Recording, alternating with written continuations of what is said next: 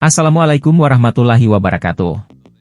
Selamat datang di channel Draft TV yang selalu menyajikan kisah-kisah inspiratif dari para sahabat Nabi Muhammad SAW. Pada video kali ini, saya akan mengajak sahabat untuk menyimak kisah Umar bin Khattab, Khalifah kedua Islam, yang berhasil membebaskan Palestina dari kekuasaan Bizantium. Palestina adalah tanah suci yang menjadi saksi sejarah banyak nabi dan rasul, termasuk Nabi Isa alaihissalam. Di sana juga terdapat Masjid Al-Aqsa, tempat Nabi Muhammad SAW melakukan Isra dan Mi'raj, perjalanan ajaib dari Makkah ke Yerusalem dan kemudian ke langit. Namun, pada masa hidup Rasulullah, Palestina masih berada di bawah kekuasaan Bizantium, sebuah kerajaan Kristen yang sangat bermusuhan dengan Islam. Setelah Rasulullah wafat, Abu Bakar menjadi khalifah pertama dan melanjutkan perjuangan Islam. Salah satu tugasnya adalah menghadapi serangan-serangan Bizantium yang ingin menghancurkan kaum muslimin. Abu Bakar menunjuk Khalid bin Walid sebagai panglima perang dan mengirimkan pasukan ke Syam, wilayah yang meliputi Palestina, Lebanon, Suriah, dan Yordania. Perang antara muslimin dan Bizantium berlangsung sengit dan berkepanjangan.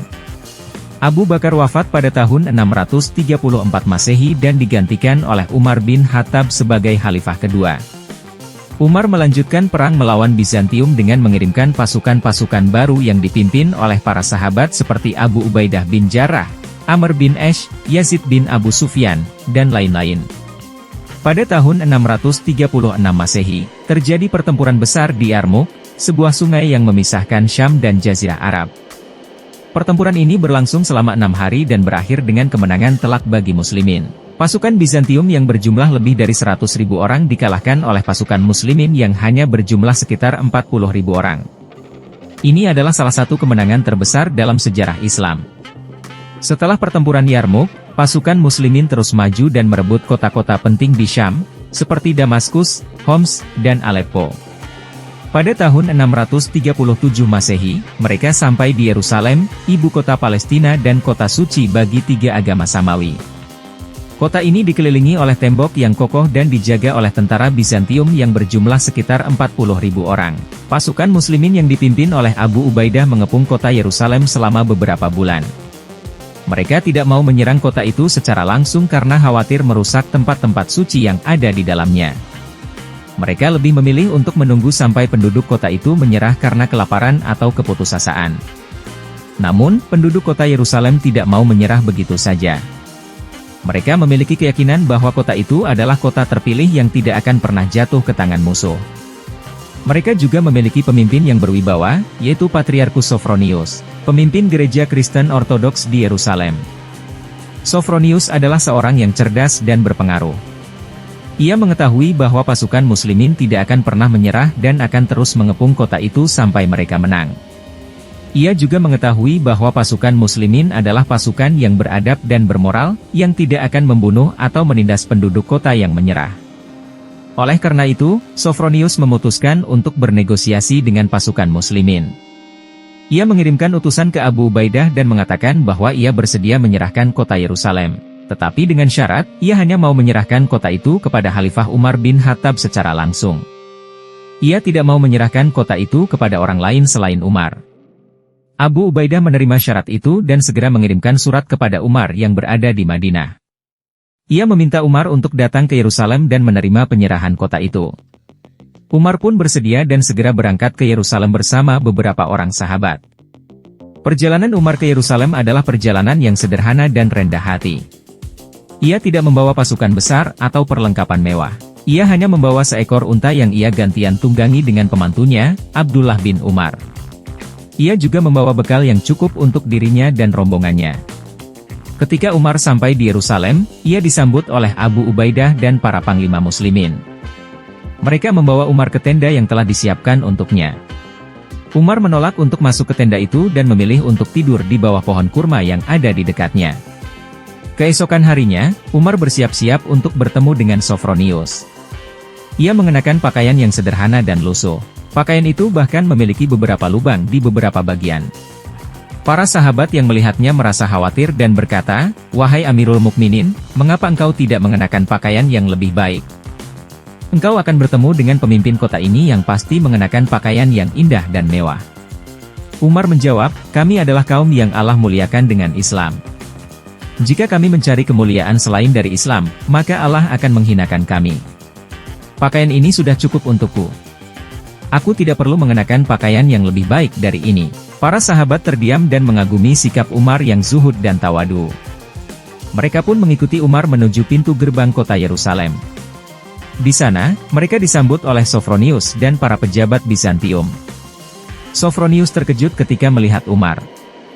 Ia tidak menyangka bahwa Khalifah Muslimin adalah orang yang begitu sederhana dan tidak sombong.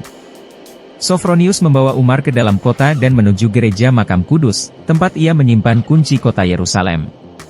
Di sana, ia menyerahkan kunci kota itu kepada Umar dan mengucapkan kata-kata penyerahan. Umar pun menerima kunci kota itu dan mengucapkan kata-kata penerimaan. Setelah itu, Umar mengeluarkan sebuah dokumen yang berisi perjanjian antara Muslimin dan penduduk kota Yerusalem. Dokumen itu dikenal sebagai Perjanjian Umar. Isinya adalah sebagai berikut. Dengan nama Allah, yang Maha Pengasih, yang Maha Penyayang.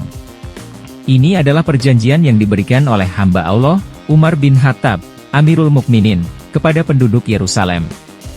Ia memberikan kepada mereka jaminan keselamatan untuk jiwa, harta, gereja, salib, dan semua yang mereka miliki.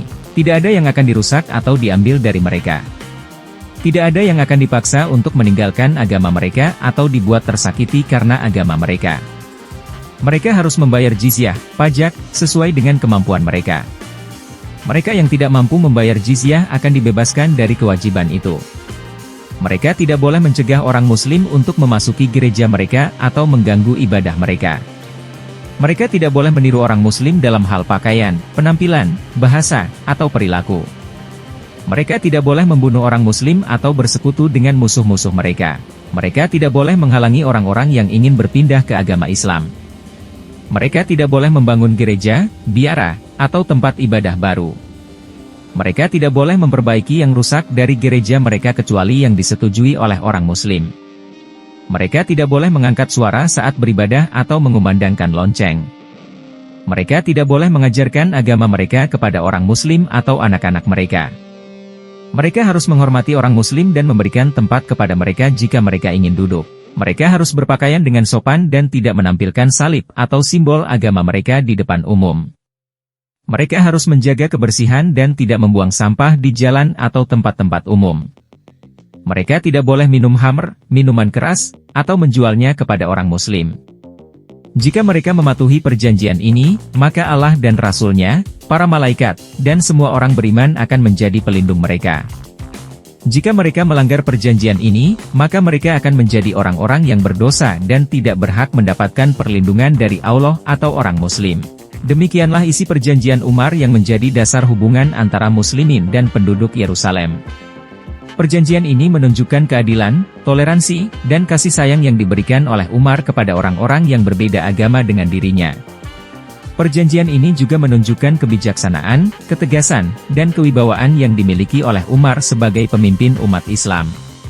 Setelah menandatangani perjanjian itu, Umar meminta Sofronius untuk menunjukkan kepadanya Masjid Al-Aqsa, tempat Nabi Muhammad SAW melakukan Isra dan Mi'raj. Sofronius pun membawa Umar ke tempat itu. Ketika Umar melihat Masjid Al-Aqsa, ia terharu dan bersyukur. Ia merasa bahwa ini adalah salah satu karunia terbesar yang Allah berikan kepada umat Islam. Umar pun memasuki Masjid Al-Aqsa dan melakukan sholat di sana. Ia juga memerintahkan untuk membersihkan dan memperbaiki masjid itu yang telah lama terbengkalai dan kotor. Ia juga membangun sebuah kubah di atas batu yang menjadi tempat Nabi Muhammad SAW naik ke langit. Kubah itu dikenal sebagai Kubah Syahrah atau Kubah Batu. Saat Umar berada di Masjid Al-Aqsa, tiba-tiba terdengar suara adzan yang mengumandangkan waktu sholat Asyar. Umar pun bersiap-siap untuk sholat berjamaah bersama para sahabat dan pasukan muslimin. Namun, ia terkejut ketika melihat bahwa tempat yang ditunjuk oleh Sofronius untuk sholat berjamaah adalah di dalam gereja makam Kudus. Umar bertanya kepada Sofronius, "Mengapa engkau menunjuk tempat ini untuk kami sholat? Bukankah ini adalah gereja kalian?" Sofronius menjawab, "Ya, ini adalah gereja kami. Tetapi, ini juga adalah tempat yang paling mulia dan suci di kota ini. Kami ingin menghormati kalian dengan memberikan tempat ini untuk kalian sholat." Umar berkata, "Aku menghargai niat baikmu. Tetapi, aku tidak akan sholat di sini. Karena, jika aku sholat di sini, maka nanti orang-orang muslim yang datang setelahku akan mengklaim bahwa tempat ini adalah milik mereka. Mereka akan mengusir kalian dari gereja kalian dan mengubahnya menjadi masjid. Aku tidak ingin hal itu terjadi. Aku ingin kalian tetap memiliki gereja kalian dan kami tetap memiliki masjid kami." Umar pun memilih untuk sholat di luar gereja, di halaman yang bersebelahan dengan tembok kota.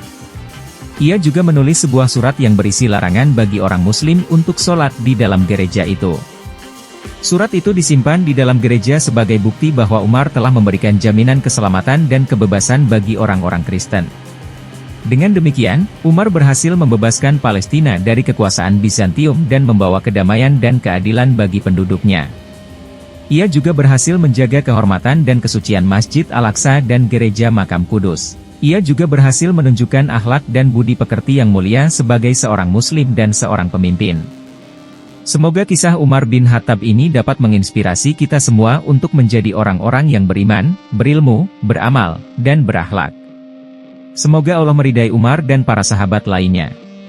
Semoga Allah memberikan kita kesempatan untuk berkunjung ke Masjid Al-Aqsa dan Gereja Makam Kudus. Semoga Allah menjaga Palestina dan umat Islam di seluruh dunia. Amin.